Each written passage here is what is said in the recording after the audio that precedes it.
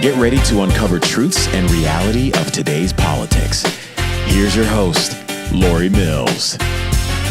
Hi, I'm Lori Mills with Uncover California. Today we are at the Flynn movie in Santa Barbara. Stick around, we're going to have some great interviews. Talk to General Flynn, Michael Flynn, and Ivan. We're going to have a good time. We're going to see this incredible film, the deep state that came up against him and exposed it all. Hi, welcome to the Flynn movie in Santa Barbara, California. The boys have been on tour for a while. I'm with Ivan Raiklin and Michael Flynn Jr. Guys, how's the tour going? Yeah, it's been going great so far. I think this is stop number 11, I believe. I can't keep track. I don't know. 9, 10, or 11. Yeah, we're something like that. I think we might be in double digits. Yeah, absolutely. We've driven, I think, 4,000 miles from Venice, Florida, all the way to Santa Barbara now, and it's been quite the experience. Actually, really every single showing, we've received standing ovations after each one. It's a really, really powerful, emotional film that has a lot of my family members in it, and we're looking forward to taking this on to another, I think, 24 cities, and we'll be going up the coast here in the next couple of days up to Bow, Washington. I think make our way over to Fargo, North Dakota, and really just kind of spreading the message of trying to inspire people, trying to instill some courage as we head into the November election, because we got a lot of stuff to fix before then, certainly after then when President Trump wins. So I'll let Ivan. Yeah. Now let me ask you a question. I have followed this from the beginning, and here you are. Your dad is going to be the security advisor for the President of the United States. What's the beginning for you, if I may ask? The beginning for me was when the call with Konstantin Kilimnik, who we know worked for the Obama administration. And I always thought that, that phone call, and I believe your dad was on vacation, correct? Yes. And he chased him down. Sergey. Yes, so that's kind of where my story began with it, and I followed it through its entirety with Judge Sullivan persecuting him, the unconstitutional treatment that he received until Sidney Powell got involved. Watching the deep state lie about him, Peter Strzok, Andy McCabe, the plan laid out in Andy's office in case Trump got elected. And it seemed to me at the time that General Flynn, he was a threat to them. He knew where the bodies were buried. He was. Yeah, so talk to us about that. So, Michael, we talk about the wall. So one thing I want to talk about before I answer that question is that the experience that people get when they actually come to an event in person is that they get a full briefing on the deep state using this wall that we have built that outlines by chronological order all the key players that were involved in trying to destroy the Flynn family. Okay, so from one aspect, Michael Flynn Jr. has by far the single human being that is able to tell you that from the 1 second. I'm good. He's good. Going back up the hill with. All right. So he can tell you the perspective from the family. Yeah, how it I'm sure it impacted was things devastating. from inside out, if you will, explaining it to America. I have the perspective probably more than, you tell me, is there anybody else out there that, from your perspective, not that I'm aware of, within the community that has the background that I have or more, other than obviously the general, to be able to explain to America the perspective from within the institutions and knowing a lot of these players on how what they do is completely unacceptable to the institution, most of the people in these institutions. I'm not talking about those that were involved in it at the top levels, but the rest of the institution that knows about it and that ultimately finds out about it, it's unacceptable. They cross the red line, and we're just trying to figure out a way to have to create consequences for these criminal actors. And I would like to see nothing more than that, because what they did to this country, how they tore it apart, how they tore your family apart, nobody deserves to be treated like that. You go back to Watergate. They broke into an office and they stole a file. This was 20 times worse than that. It just was, Not only did they violate your family, they spied on a presidential campaign and then the presidency and tried to take down everybody around him. using FISA Yeah. that Hillary Clinton paid for. What's interesting about everything that we certainly talk about with regard to the wall, and everything that you're going to see in this film is that it's none of it's speculation. Like everything that we talk about is actually in legal filings, court documents, and that's the unfortunate thing. That when you're trying to combat the kind of the mockingbird media narratives, even still, it's like nobody wants to read anything anymore. Nobody wants to go back and do their due diligence. I mean, some people do, and those that actually do, they realize that like, hey, we were actually in the right the whole time, and actually what happened to our family was a serious act of injustice against not just family, but against the American public. And so that's why we have this massive wall that we created down there is to really kind of lay out I mean literally like line by line facts by dates, by court filing, certainly pictures of all the deep state actors that were involved in the persecution of my family, and these people are still, on CNN, MSNBC as news anchors today. They got cushy jobs. Yeah. So the film is really, there's some stuff in the film that you've never heard before, never heard said before by General Flynn, and that's one of the things that we've been getting, really good feedback about. Is like, oh shoot, I didn't know General Flynn had this conversation, with President Trump, or the conversation with President Trump was really eye-opening after this happened. I'm being a little kind of coy here because I don't want to give too much away, but yeah, I mean, again, we talk about the actual, we can talk about the facts because the facts are in legal filings, right? And that's all people have to do is just go back, because you can look the stuff up on, I think it's, what is it, Pacer.gov. I mean, that's like the one government website that you can actually go back and look at, basically all federal court filings. Yeah. Federal, in the judiciary of the federal government. And then Ivan, you're military, so even former military, retired. Right, I always like to do this. I'm a retired Green Beret, but I'm on a deployment right now. Yeah. Yeah. So have there been threats against you for even doing this? Because I'm assuming there's people out in this world that do not like the truth being told. So for most people, I think they would consider some things that have occurred to me as a threat.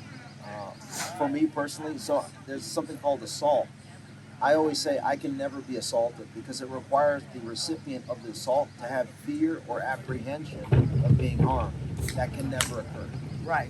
In my lifetime. Right. So it's hard to answer that question because for me, I've never received a threat. It doesn't matter how other people perceive it. I can never be threatened. Okay, but I can't say about the reverse. Well, I think about your family. I think about your mom, Lori. If you've got a child, I mean, when they went after the general, they went after all of you. Sure. I mean, they did.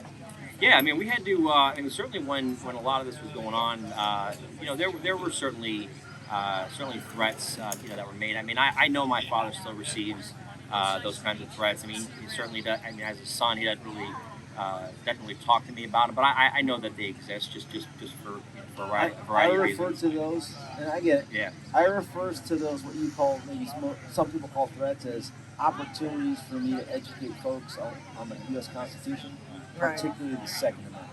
Yeah. Right. It provides me that opportunity to really reinforce that's a great the constitutional order Yeah. and what the Second Amendment looks like. Right. It's great opportunities, but they're very far and few between. Right. Well, the other part of it too is, it's one of those things when you've received enough of them, just like anything else, it's like you kind of just learn to like let it. You have to take them seriously, obviously, but it's like when somebody calls you, enough names. I mean, our family. I mean, I personally have been called every name under the sun, and it's like, I got to the point where it's just like, what more? You can't care. Yeah, what more could they call me? Like, I just don't care anymore. Like, I can move on very, very easily from things. That's one of the positive things that's come from this experience is developing I guess kind of this hard shell and develop and having the courage to just kind of like laugh at these people for saying some of the dumb things that they continue to Some say. of them are pretty funny. Some of them are pretty funny, Oh, yeah. come on, give us an Yeah. example. Give us an example. You can't leave it there. Well, it's not so much words as some of the memes that are put together. Yeah, there's like Flintstone memes out there with like General Flynn and Roger Stone. I do like that one. I mean, some of them are pretty creative, and so it's like you see that, and it's like, you have to laugh at it because again, it's like I look, to kind of jump to something serious, like in 2017 to 2019. I mean, I was so consumed with like anger and hatred, over all this stuff that was happening. A lot of it was because I didn't really understand a lot of what was happening, and so you ask yourself all these questions, like did I cause this, or like when is this going to end?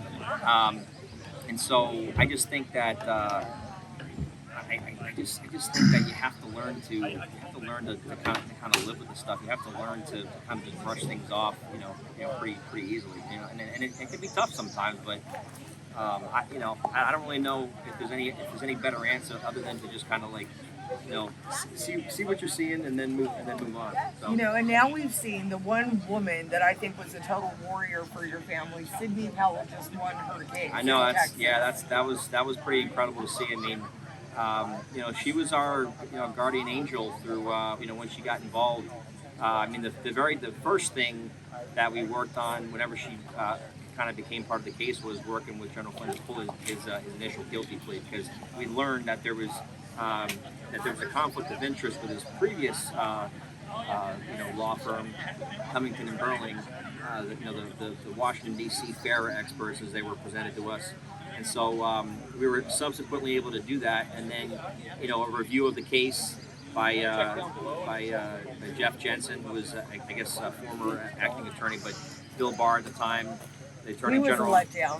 Yeah, it's honestly, I've seen a lot of what Bill Barr said recently, certainly about Donald Trump. It's very difficult for me to be, to I guess hate the guy completely, because he did, step into my father's case and did order, a 6-month review, of it, which, subsequently ended up in the dismissal of the case. So I do appreciate Bill Barr for that, but. Ever since then, I don't really have much to say as to his thoughts and comments about President Trump. I mean, it's like President Trump. There's no gray area with him. It's like you either love him or you hate him, and we'll see what happens, I guess. Yeah. And so, moving forward, where do you see all of this going? You've got the film. You're spreading the truth. What is your goal with this movie? Well, I mean, a personal goal of mine is to, is to really offer courage and try to inspire, anybody that has any, any like mental health issues. I mean, I talk about mental health in this film, and I talk about it because I got to a point, kind of prior to doing the interview for this film where I finally was. I guess comfortable talking about it, and so I've already had a lot of people after the showings come up to me and just thank me for the courage to speak out about something that's unfortunately a taboo topic, unfortunately in this country. And it's like every time there's a shooting anywhere, like the first thing we want to talk about is the gun, right? And it's not the gun. It's like, why don't we talk about what's going on in these these young people's minds? Why don't we talk about the drugs that they're force fed by these corrupt doctors out there that are in bed with the pharmaceutical industry. So that's a whole nother. Well, in California, podcast. I understand we're a sanctuary state to transition children now. Yeah. That should be called ungoverned territory. Right. The language that we use is really important. Rather than accepting the language that is used by the radical domestic terrorist leftists, things like sanctuary city. A sanctuary is a place where it's safe, and cordial, and happy, and everybody's getting along. But when people are completely lawless, and the first act that they commit while entering a particular jurisdiction is to violate the norms and laws of the people that are living there, meaning crossing over without lawful authority, right? Those people are not part of a sanctuary. They're part of an ungoverned territory in the instance of a state of California. And if it's a particular city, then it's a criminal safety. So right. I use those terms, so I recommend, I urge language is others important. to use similar terminology to be more precise in explaining to folks what that is. Right. Criminal safe havens, ungoverned territory. Yeah, well, and at the same time, we're watching Blinken and Biden's State Department giving our military bases to the UN in Panama and funding the importation of these illegal aliens into our country. So if you, I don't want NGOs. to give a whole history lesson of 50 years, but if we go back about 40 something years, 5 or so, good old Jimmy Carter, the renowned China First Democrat back in the day, what did he do during his one term? He provided the Panama Canal to the Chinese back in the 70s. Right. So Right, now well, you and have yet another radical leftist Democrat that's Right. trying to facilitate more support to China, and then we clearly see it's in order to get 10% from the big guys. Yeah, it's crazy. Because think about all the money flows going through Panama, the Panama Canal, etc. And I'm sure his deals were probably very similar, just like was exposed in the Congress recently. 10% for the big eye on the Ukraine deal, 10% for the big eye for the China deals, 10% for the big eye for Romanian deals. And now it sounds like what you're saying is it's probably 10% for the big eye based on policies that he's making to destroy America, to benefit China, and also to benefit himself in the form of 10% for the big guy. Well, and then people need to understand those, how that affects you. You put 18 million people into our country. They're included in the census, which creates other congressional members.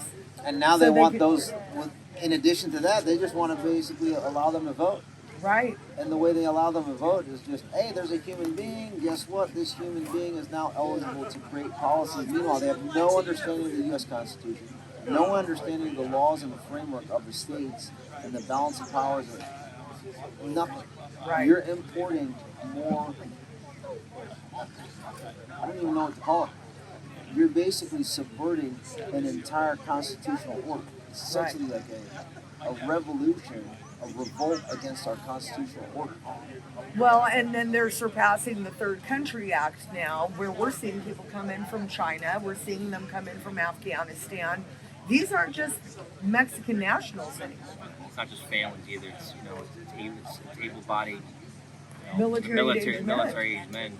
I mean, I always ask myself, like, so why does this happen, right? Like, because that's what everybody wants. Like, why? Like, what's the answer to the why? Well, I think it's obvious with what Ivan just said about. I mean, you could say it's about certainly voting, but I boil it down to it just there's so many people that live in this country that hate our founding. Right. They hate the idea that we were founded on Judeo-Christian morals and values. It's like it's that hatred that like consumes them to the point where they just want to see, like, it's like what Obama said, like, we're going to transform, whatever the quote was, we're going to transform this country, and really ever since that, I think it was during his I don't know if it was his inaugural address, but when he announced for president in 2008, I think, when he basically made that announcement where he talked about literally like transforming the United States of America, and I mean, ever since then, in my opinion, I mean, we've just been on this kind of cascading, like, downhill, kind of trek towards socialism, communism. I mean, it's really kind of one or the other right now. I think it's more communism just because of certainly what we saw during COVID, but it's a scary time. But at the same time, like, when we do these events, when we talk to the the American public, like we have been, the American spirit is still there. Yeah. And, Well, God always uses a remnant. 100%. You know what I mean? You think about Lexington Concord. Yeah. It was a remnant of farmers. Yeah. And the thing that's crazy now too is I talked to Tara Lee Rodas. I don't know if you know who she is, DHS whistleblower. Yeah. The fact that we have hundreds of thousands of children that have been trafficked into our country and they don't know where they are. Yeah, it's scary. I mean, Yeah. it's you know, again, this is like, you know, I don't watch the Mockingbird Mania anymore, but it's like, you know, where are those stories? Right. Where are those stories? I mean, you have to like, you have to almost like, you know, dig through the bowels of the internet sometimes just to find, you know, these stories about these kids that are, you know, that are being tracked across, you know, both borders, really. Yeah, well, and I believe, if I, you know, correct me if I'm not right, human trafficking now makes more money than gun trafficking does. I think it's second to drug trafficking now. Well, yeah, And I don't know those figures. well, I I'm just not in that line of work either. No, I mean, I haven't looked into it. I mean, the big part of that is because you can sell a child more than once. Yes. And that's the disgusting part about the human trafficking, child trafficking trade is that. I mean, what's the movie that just came out? Sound of Freedom. Right. Oh my God. Eduardo Batistiki. I mean, it was just. I mean, you talk about a powerful film. I mean, that's, you know, if you haven't seen that movie, well, that film, it is incredible. And keep in mind, Barbie won at the Academy Awards. That should tell you everything. Oh, yeah. you And need speaking to know. of Barbie and Willy Wonka and Oppenheimer, they are actually lower in sales on Amazon, Walmart, Target, below the #1 selling DVD right now, Right. called Flynn, Deliver the Truth, whatever the cost. Right. Amidst all the censorship and no commercials. Yeah. It's amazing Yeah. Right. how the American people are like, you know what, whatever. So how did the film come about? Like, who were you the brainchild behind this? Who was the brainchild behind this? Well, you know, I think after Oh, let's call him Dad in. I think after the 2020 pardon. What's up? Sir, question, who was the brachild of the Yeah, movie? sir. We need to ask you a It was question. the brainchild of We're doing a little interview. I think we're looking at him. The The movie. Yeah.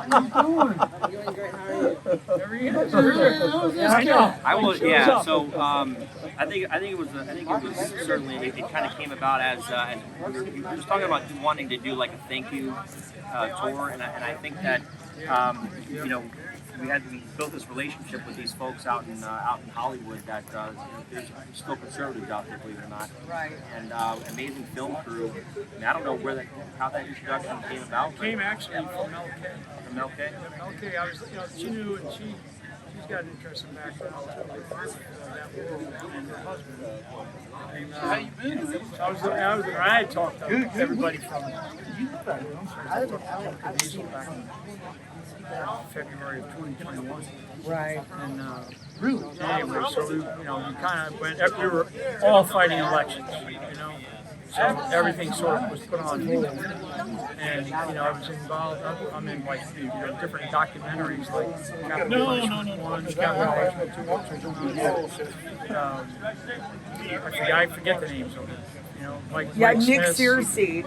Nick Searcy's one. That's what Capital Punishment. There was another couple, but Deep Rig. Deep Rig we did actually. Deep Rig we did out in Arizona, I think, or maybe it was California, but.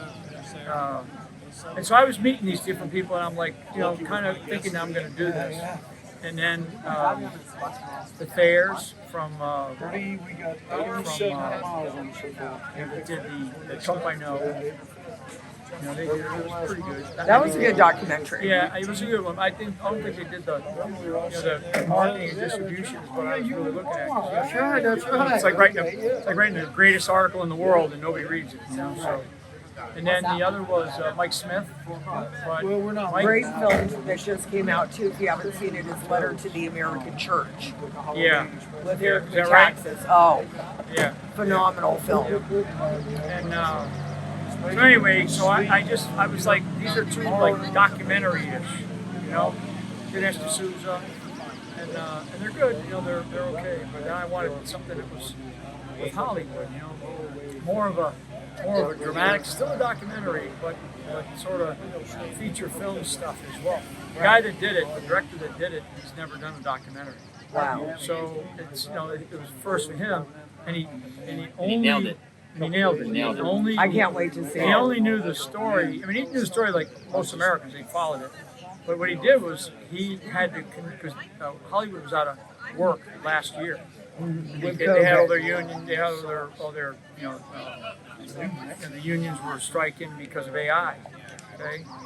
And so anyway, so they didn't have any work, and so he said, I had the time, and he was able to get a crew, really professional film crew, all the type of people, and they all showed up, convinced them all. A lot of them said, I don't want to do it. And so he convinced enough guys to come out, and they were unbelievably professional.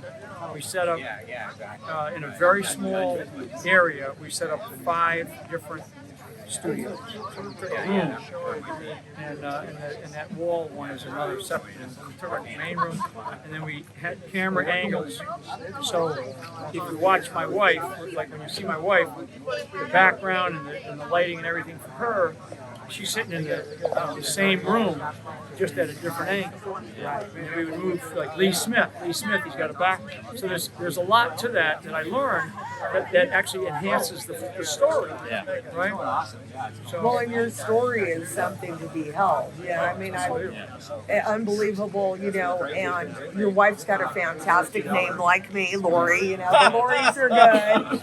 But, I think about what you've gone through. I think about even now Sidney Powell, how she's been attacked for defending and you. she just got Texas. today. It's great. She won. It's great. But then I also look at people like Peter Strzok, Andrew McCabe, Lisa Page, the Orrs, and they've never been held accountable. They've never. And Hillary Clinton freaking paid for the dossier. It's insane. So, but you guys did this to say thank you, but I want you to know we, the people, thank you. Thank your family for what you guys have done, what you've been through. We need you in this country. General Flynn, are you going to work in the Trump administration moving forward? If we have an election, Do you really feel that way? Oh, yeah. We're not dealing with it. No, we're not. I'm looking at this because I'm trying to follow that thing. There's no way. That boat turned. I mean, there's no way in the world. There's too many backstops to prevent that kind of an accident. Right. Too many. Right. Right. There's a check and a check and a check and a check before you even start the engine. Right. Now let me ask you how you feel about this really quick. I have a friend went to January 6th, 71 seconds peacefully in the threshold. He's looking at 2 years in prison now. Emmett Sullivan is now prosecuting. Yes, he's the judge out for these J6ers. Well, again, he violated your constitutional You would know, rights. right? We saw. And again, lifetime appointed judge, no accountability. Right. So nobody, the Supreme Court could have reached in and said, but they're totally competent. Right. So what is your hope for the future moving forward? I hope that we're able to get the country right. Right. I hope that we don't split up. We don't have, I don't know. I hope we get the country right. I'd like to think we have a free, fair election. Me too. And I hope that we do this, the way we normally do it. You guys, thank you so much for your time. I'm gonna go over here and check out. Great. So this is what the deep state looks like. These are the people that went after President Trump. These are the people that went after General Flynn and his family. And if you look at this wall, it started in 2012. It's always the same people that get involved with this. And if you walk this way, come with me. We've got Paul Manafort, we've got John Brennan, and there General Flynn, starting with President Trump. We go all the way down. Hillary Clinton pays for the dossier, foreign disinformation to take down a president. Some would call that treason. We fly through, we see the Orrs also involved in the coup d'etat to take down President Trump and destroy the Flynn family and many others. And we walk down and we just see the entire history of Crossfire Hurricane, Crossfire Razor, which targeted General Flynn. And you might have to hop over here, camera woman. As we move on, the mainstream media continued to cover for these deep state players. Again, we've got Obama, Biden, John Brennan, Brennan, James Clapper, Susan Rice, James Comey, and Sally, horrible woman. And we go to the Oval Office meeting that happened. They were all connected, everybody. This wall was Sally Yates again. Good old Andy McCabe, remember the plan laid out in Andy's office? All to take down President Trump. It's just a web of deceit and entanglement. And tonight we're gonna see the movie, the Flynn movie. And we're gonna learn the truth about what they did. So stay tuned. We're gonna have a great night.